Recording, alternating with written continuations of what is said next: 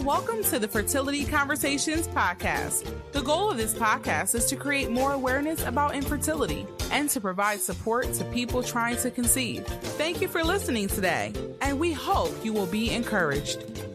And now, here is your host, Ola.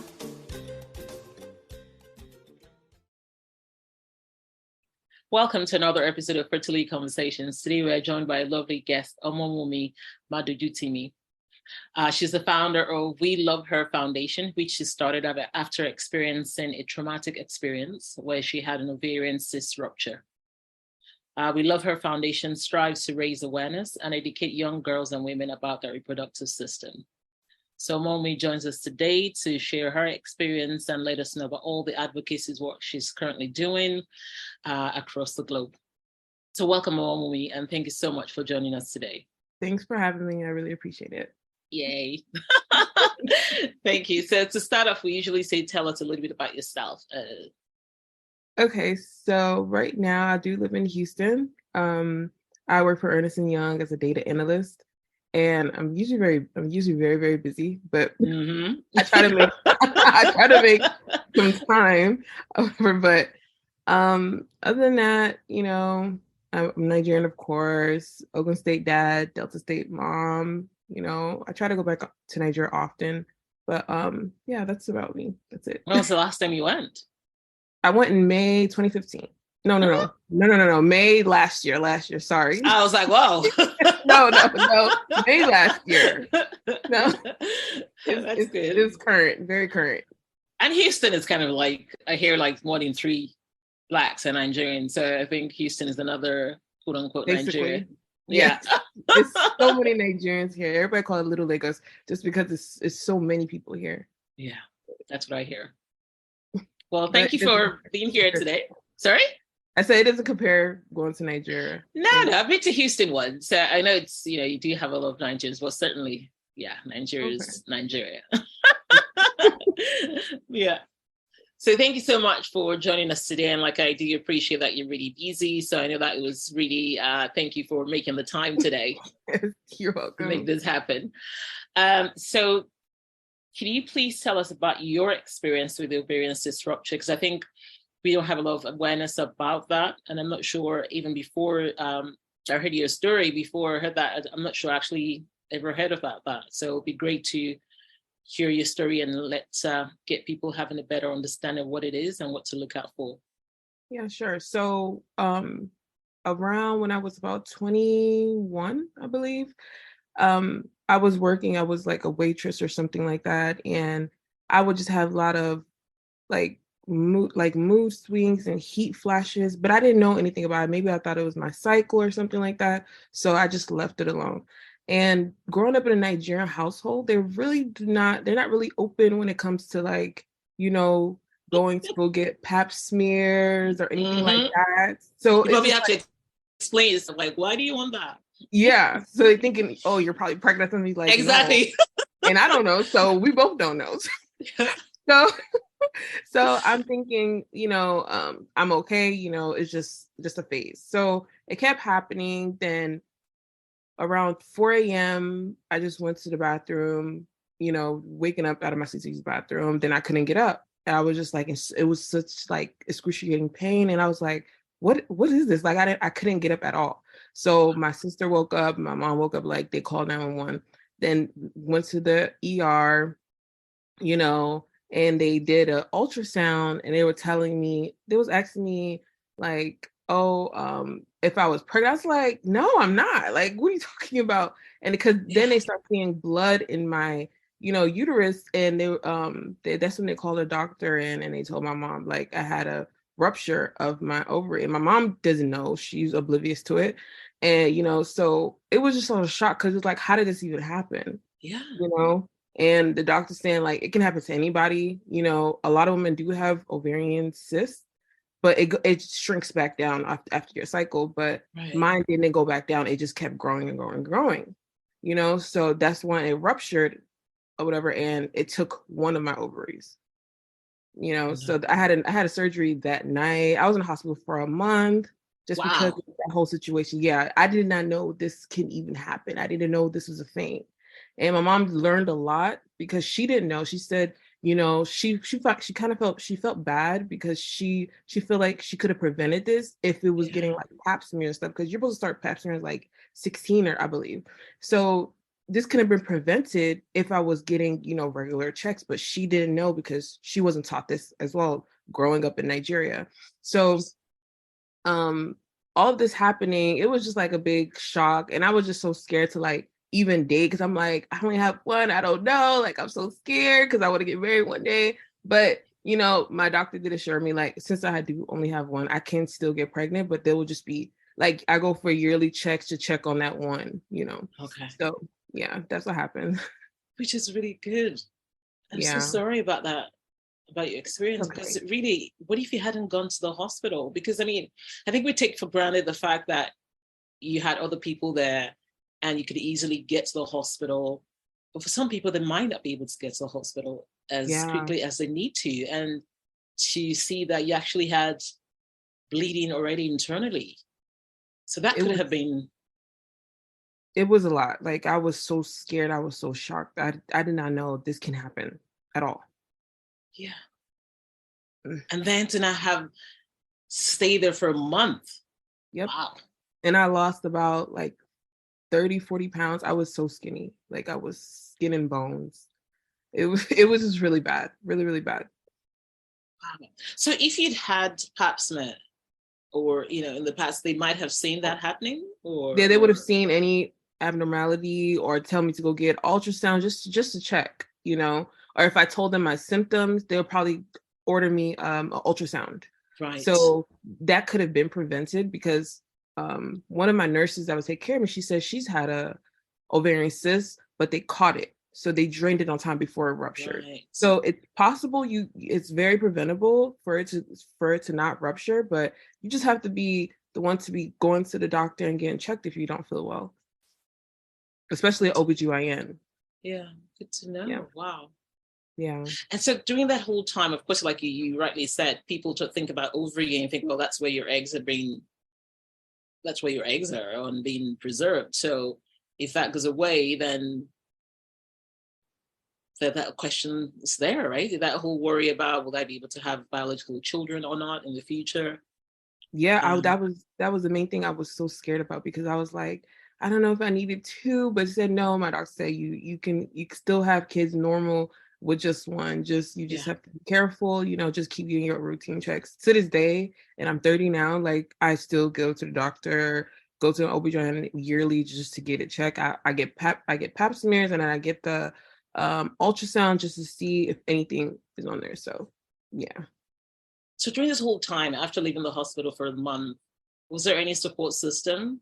Did you come in contact with anyone apart from the nurse that mentioned that she had a cyst but had it drained? Was there anyone that actually had an idea what had happened? Not at all. And all my research, everything that I know now is because I researched on my own. No one I knew had it. Until I start opening up about it, I had friends that were around my age that had it, but theirs didn't rupture. They caught it on time because of the way their upbringing is, so they go get checked and stuff like that. But I did not know like this happens. But then now that I'm getting older, it happens a lot. There, some people's cysts can be the size of a watermelon. Like, or you could look pregnant, and you're not pregnant. It's just a big sack of fluid in your stomach that just keeps getting bigger. And it just depends on your body. Your body can have a little one and it can still rupture. It can have a big one and not rupture. It just really depends on your body. Wow, we need to know that. Yeah. Let's really. I think I've actually had a cyst before that was drained. Now that you're talking about it, because I think I was trying to do it. It was in the middle of a fertility treatment, and then they saw it and then drained it because I think this was going to impact the cycle or something. So I remember now vaguely that there was something of that, but of course I never realized that it was even something that could potentially be serious or life-threatening if it wasn't dealt with properly, or if you ruptured. That's so true. Yep. So they caught it for you. That's good. Yeah, I'm telling you. Goodness. But knowing how stigmatized anything that has to do with fertility is, Because reality is that, you coming out and speaking about this is amazing, and it's really brave. But the reality is that as well is that some people will still not have a good understanding of what you're saying. And to them, all they'll just see is, well, her ovary was taken out. Oh, that means she can't have kids, right? Like, it's just... Especially Nigerians, yeah. Yeah, exactly. So knowing all of that and what people could potentially think, why did you still choose to speak out and share your story? Because I feel like, I'm about to cry. But okay. I feel like the reason why I decided to speak about it is because growing up, I grew up in the US all my life. We have different type of tools that it's open for everybody. But having immigrant parents, they don't latch onto the American mindset to try to better their child, because they're going to teach you what they know. Mm-hmm. So this is why I targeted Nigeria first, that I really want to bring awareness, because this couldn't have been prevented if I had the education. And a lot of Nigerian homes or African homes, they do not want to talk about this type of topic. They just said, if you get pregnant young, you're getting out of my house. You're going to the person. Are you going to get married to that person? That's it. They don't talk about everything else. They could be fertility issues. It can be cysts. It could be anything. But they don't talk about this type of things. And I feel like bringing awareness to it, even at the time, I didn't want to tell anybody. But now that I'm very open with it and I educate people, like even me dating now, like I'll still have to educate. They'll be like, so you can't have kids? No, that's not what I'm saying. I can. I just have one, but I can.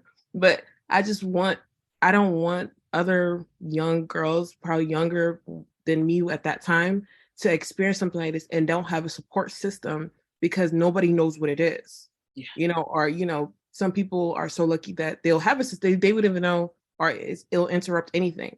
So that's the main reason why I really want to bring awareness to it. Wonderful. Well said. And thank you so much for choosing to do that. Yeah, you're welcome. It is a really brave decision.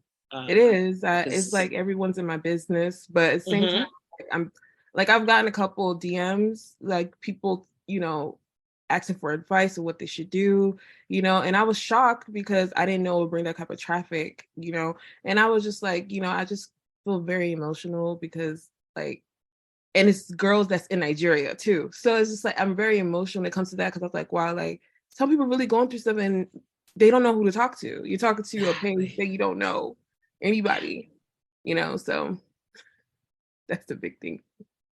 Well done. And then you started WeLoverHer Foundation. Yes. What was the inspiration? Maybe tell us a little bit about. It's the inspiration. The reason why I picked WeLoverHer is because we should be in love with ourselves. We should be in love with our lady parts. We should take care of her like a baby. Just because this is what we have. This is how we know that we are a woman. So this is the reason why that I did pick the name. And it was just like, I just feel like if my mom knew what to do, everything would have been changed. So it wouldn't be no WeLoverHer. So I'm like not happy that this happened, but at the same time I am, because I'm making how can I say this? I'm making a voice for girls that can't talk. They can't be able to express themselves, or are ashamed to feel like they can't have kids when you still can just have at least one. So that's the main reason why I wanted to do this. And this is the main reason behind WeLoverHer. Thank you. Thank you for WeLoverHer. You're welcome. So what does WeLoverHer do? What does the foundation do? So what we're projecting right now is to have like fundraising and try to educate girls, and it could be in secondary school, college, because I know that in Nigeria they start college young. So I really want to base it in Africa first, then move back to the States, because we're a little bit more open and educated about this. So I want to start with a place that people do not know. It's like it's not first in their mind, So I want to start rallies, fundraisers, and also talking in primary schools, secondary schools, colleges, to bring awareness, give out items sanitary pads and stuff like that, and also try to also try to like bring in at least 20, 30 girls to go get pap smears, ultrasounds to see if everything is okay. Because some girls that wouldn't know. They don't know what a pap smear is. And pap smears are common in Nigeria, but a lot of girls do not know what or get those. So that's what we're gonna do as well. So that sounds all amazing because we need it, right? People need awareness, and knowing really young really helps. Yeah, and it's 7,000 naira. So I was like, let me sponsor some girls to go and get this done, get your ultrasounds done. You just to make sure, just check everything that you need. Well done. How can people support your foundation? So right now it's we're right now trying to open up an account over in Nigeria. So right now it would just be through my account right now, but it will be all transferred to the other one. But we're still working on that as of right now. So through my email, we can get details and stuff like that. But as of right now, it's through email. Okay, so we should put the details of your email and in the notes for the podcast. And as well, can people also send you DMs on Instagram?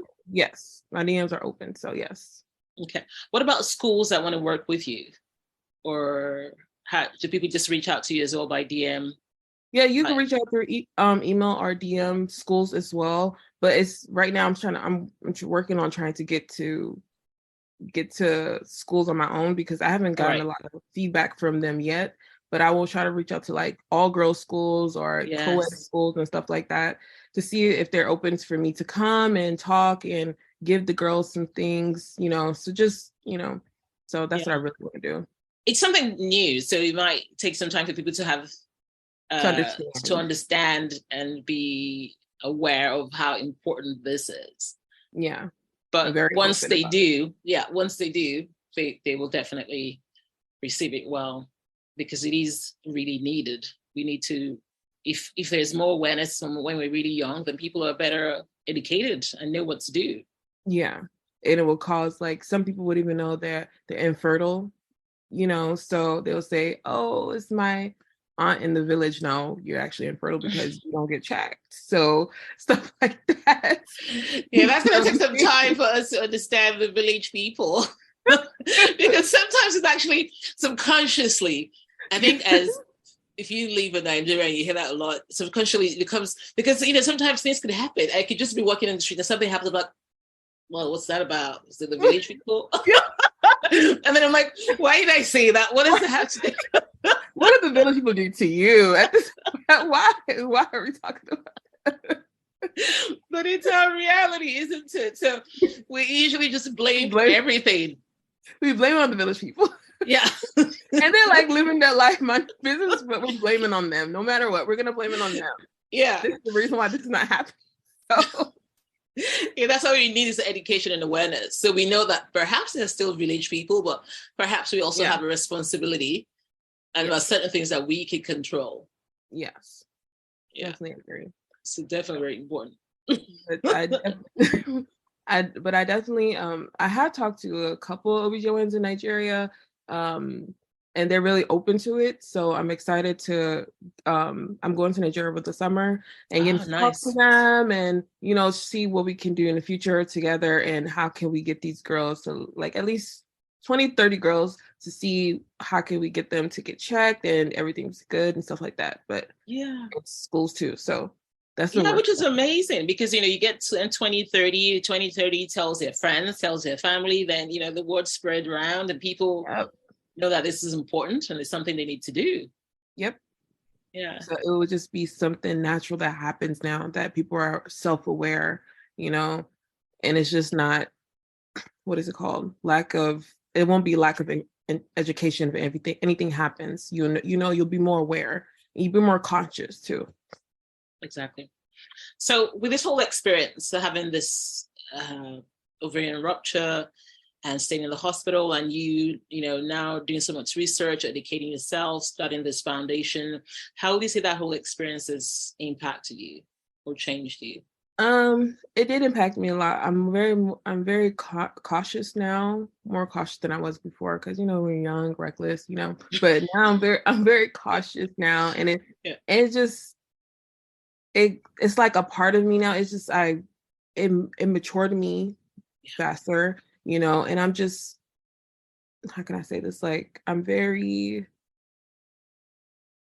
I put this?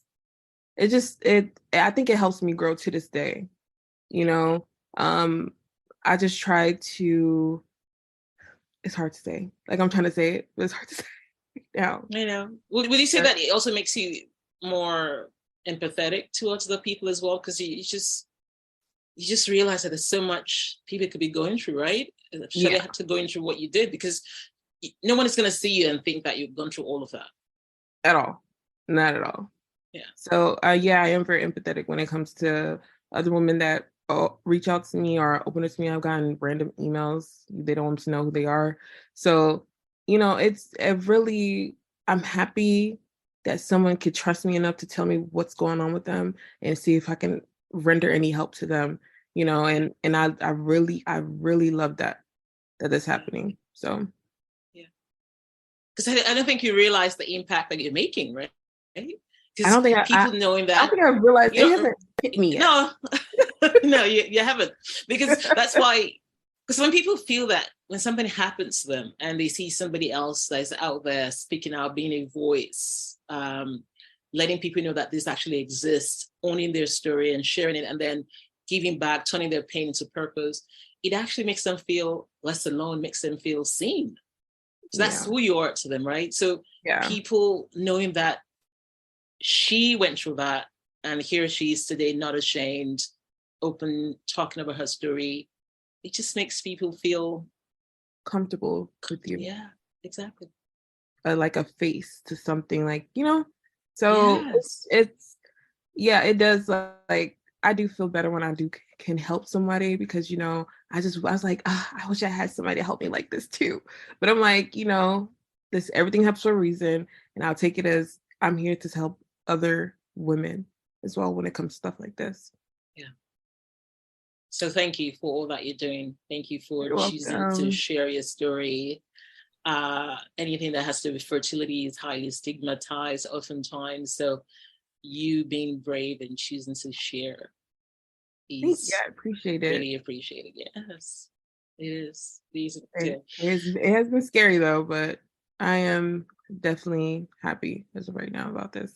Yeah, because there's not enough awareness, right? When people are not aware, when people are not educated about something, there's a lot of misconceptions. Yeah, they don't. The only thing they think about is having kids. That's exactly. Can you have children? Are you sure? Yeah. That's it. That's it. And it's like, other things, come on, like, you know, so. Yeah.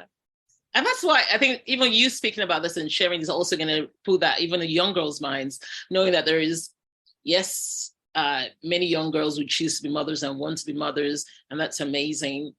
But there's all the parts of you as well beyond becoming a mom, right? So I think also you sharing your story and having this education and awareness helps them to be aware of that as well, because it's so important that people know there is more to them than just becoming a mom. Yeah. It's caring about yourself too, loving yourself as well. Yes. Yeah, because we even for moms, we want moms to love themselves. We want moms to be very comfortable. We want moms to take care of themselves. Yes. Right? Because I've heard about postpartum depression, and it's no joke. It's no joke at all. So. And it's crazy. It's been happening since forever, because my mom says, you know, there's a term for it, that someone that has a kid and then has a mental health issue. So even during her time, that existed, but they just thought it's normal. It's okay. They can't talk to anybody. Well. Yeah. Yes. You know, and I wish there was more like facilities, you know, that can sit here and actually talk to women that go through postpartum depression. It happens so often. That's why some mothers want to kill their child or kill husband, just because they don't know how to handle it, and there's no support system there for them to talk to somebody. You know. That's another branch I want to get into as well, but I'm not really educated on that because I don't have any kids yet. But it's just, you know, I just wish there's more empathy for women in Nigeria, because they go through so much, and it's not been shown, like they don't get the recognition they deserve, you know. So that's another thing that I want to work on. Postpartum depression is real. It's real. It is. Yes. So I'm going to be praying for you and hoping for you that you can make this happen because we need it. Thank you. I'm going to do it. Yeah. So we need it. We definitely need the support. We want more education, more support, more empathy, more openness, and people just be nicer and kind. Yeah. Be kind to others. people. Yeah. You never know what people are going through. Exactly. You don't know. You don't see it on their faces oftentimes. So yeah, at all. So you wouldn't know about me. And I think exactly. I mean, like all gorgeous, nice hair, looking amazing. No one is gonna think, hey, you at some point in time in the hospital hearing that information and hearing that news and having to go through all of that and be in the hospital for 1 month. Yeah. No one is gonna know. And so if you had chosen never to say anything about it, no one would have known. But then of course WeLoverHer Foundation wouldn't have existed. Yep. And all the awareness and advocacy work you're doing wouldn't be there. So we thank you for choosing to speak out and sharing the story. I really appreciate you for finding me and talking. Cause I was so excited. I was like, oh my gosh, finally, like someone's giving me a chance. Yeah, but you're doing amazing work. I love this. So yeah, I'm really appreciative.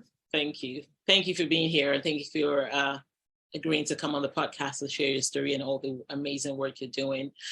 Before we wrap up, any final words that you want to share before we wrap up? No, not really. Just everyone just follow us and see our journey. Yes. We're new now, but a couple months from now, a year from now, we're going to be one of the top. Yes, you're going to be everywhere. The voice that we need. Yeah. Thank you so much, Omowunmi. It's really been amazing having you here. I've learned so much, and I'm definitely really excited about all the work you're doing and what you're yet to do. We definitely need more people like you in our society and across the globe sharing their stories, owning their stories, and supporting others people. Thank you for choosing to do all of this. Thank you really appreciate you. And we look forward to having you again in the near future to speak about all the other things you've started doing. Yes. Give you an update. Exactly. So, yeah. Yes. Thank you so much. You're welcome. Thanks for joining us this week on the Fertility Conversations podcast. If you enjoyed this podcast, please give us a 5-star rating and subscribe. Follow us on Instagram at Fertility Conversations. If there are any topics you would like to have discussed, please send an email to fertilityconversations@gmail.com. Be sure to tune in next week for our next episode. Thank you again for listening. Take care of yourself and do stay hopeful.